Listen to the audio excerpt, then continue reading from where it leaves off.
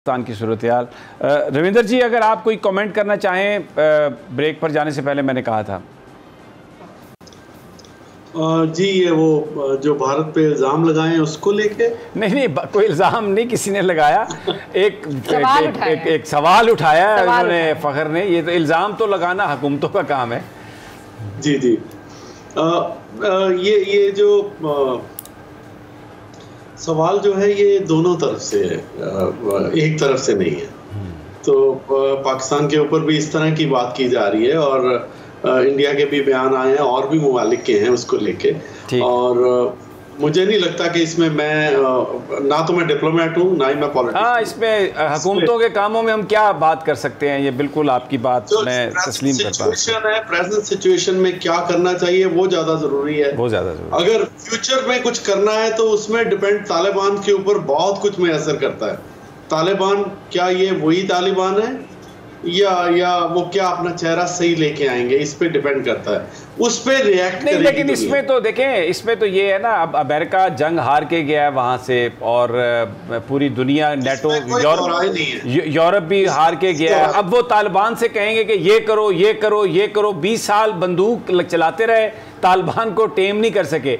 अब जब वहाँ पर नहीं है, चले गए हैं, तो वही हरकतें करेंगे जैसे अब अमेरिका कह रहा है कि अफगान बैंक के पैसे हम नहीं देंगे, रिकग्नाइज नहीं करेंगे, ये नहीं करेंगे, वो नहीं करेंगे। तो ये जो प्रेशर टैक्टिक्स हैं, इसको तो तालिबान नहीं तस्लीम करते ना। तो उनको आप इससे हरा सकते हैं, वो तो ये कह रहे हैं। बल्कि वो इंडिया से भी सोहेल शाहीन साहब की स्टेटमेंट अभी मैं देख रहा था, वो कह रहे थे कि आप तालिबान को, हमारी हुकूमत को आप एक्सेप्ट कर लें तो आपके लिए बेहतरी है। अगर आप एक्सेप्ट नहीं करेंगे तो आप अपना नुकसान करेंगे। ये तालिबान का, सोहेल शाहीन का ये स्टेटमेंट है। तो ग्रेजुअली अभी उनको एक्सेप्टेंस के कई ममालिक से आने शुरू हो गए हैं।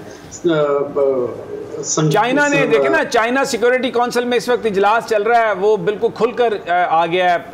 कोई वो वहाँ पर सिक्योरिटी काउंसिल में ऐसी रेजोल्यूशन मंजूर नहीं करने देगा जिससे तालिबान पर अननेसेसरी कोई बोझ बने। रशिया भी वहाँ पर मौजूद है, क्योंकि अब वो वहाँ पर जो अमेरिका कुछ नहीं कर सकता किसी तरीके से भी।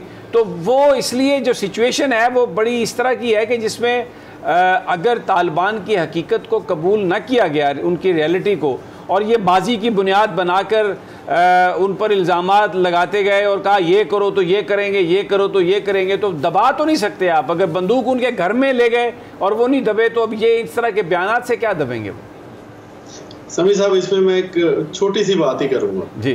तालिबान अपने लोगों के लिए अच्छा काम करें, तालिबान अपने मुल्क के लिए अच्छा काम करें, तालिबान अपने अड़ोस पड़ोस के लिए अच्छा काम करें।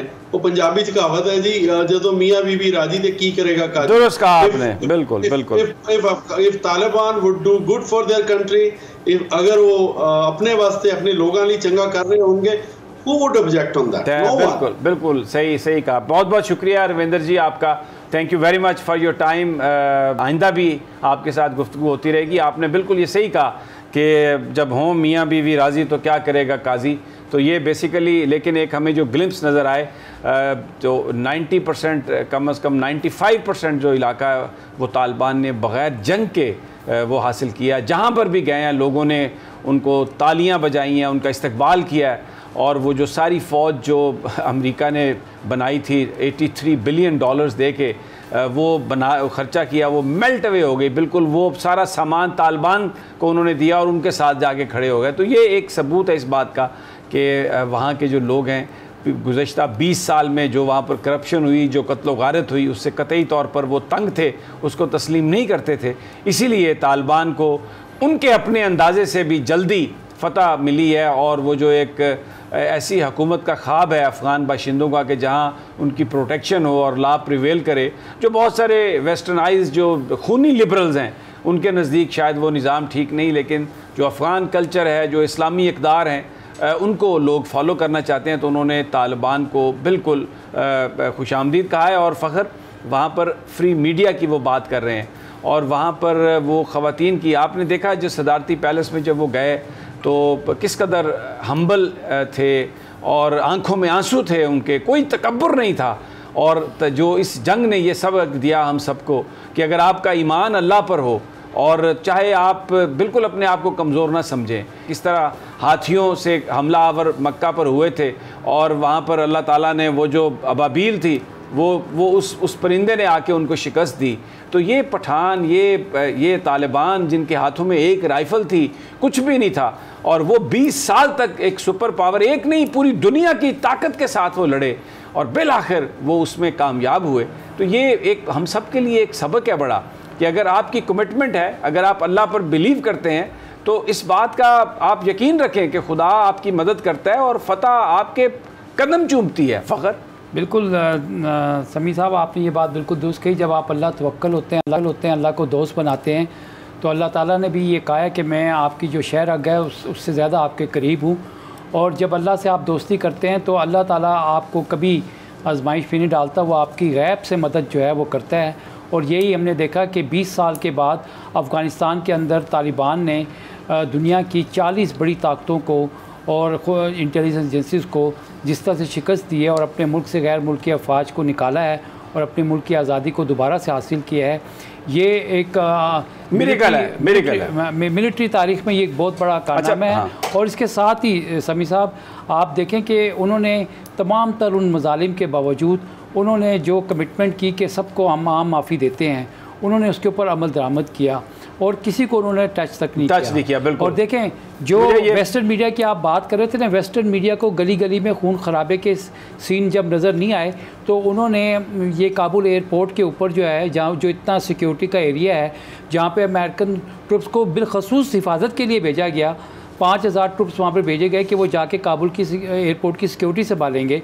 और जो कह रहे थे कि जी अफ़गानिस्तान में अभी भी अलकायदा मौजूद है, दाइश मौजूद है, दहशतगर्दी के ख़तरे हैं, उन्होंने आवाम को इस तरह वहाँ पे छोड़ दिया। ये सिर्फ वो दिखाना चाह रहे थे क्योंकि उनको बाकी गली कूचों में तो कुछ मिला नहीं। और मैं ये भी आपके सामने बात बिल्कुल वसूख से कह रहा हूँ कि अफ़गान तालिबान ने जो खाना जंगी की मनसूबाबंदी थी, जो अज़ाइम थे, उसको बड़े अच्छे तरीके से नाकाम बनाया। बिल्कुल ठीक हो गया, आपकी बात बिल्कुल ठीक है कि तालिबान जो है अभी तक तमाम साजिशों का बड़े एहसन तरीके से मुकाबला और ये भी कि देखिए उन्होंने जोर से उन्होंने हासिल किया और यही इंटरनेशनल कम्युनिटी की डिमांड थी कि आपने ताकत के ज़रिए से काबुल पे कब्ज़ा नहीं करना। और ये मेरे पास एक ख़बर है जो मैं पाकिस्तान में आज़ादियों के हवाले से बड़ी इंपॉर्टेंट है। मुझे पता है आपके जज्बात बहुत आए हुए हैं फ़ख्र साहब, लेकिन ये भी बड़ी एक जज्बाती ख़बर है, इसलिए कि एक मीडिया रेगुलेटिंग अथॉरिटी के नाम पर एक ऑपरेटर्स हुकूमत बना के उस पर मुसल्लत करना चाहती है।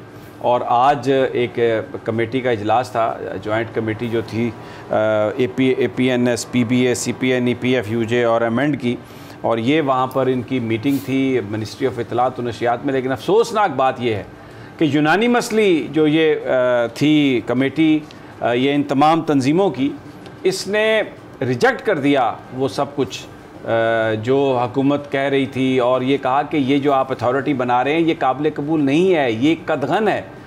लेकिन हुकूमत ने, वजारत इत्तलात और नशरियात ने ये तासुर दिया बाद में, जो ख़बरें लीक की गई, जो वहाँ पर कि शायद जो ऑर्गेनाइजिंग कमेटी थी उसने ये जो PMDA है, पाकिस्तान मीडिया रेगुलेटिंग अथॉरिटी, इसको शायद तस्लीम कर लिया है, इसको सही मान लिया है। ये गलत है बिल्कुल। बड़े अफसोस की बात यह है कि एक गलत इंप्रेशन देने की कोशिश की है।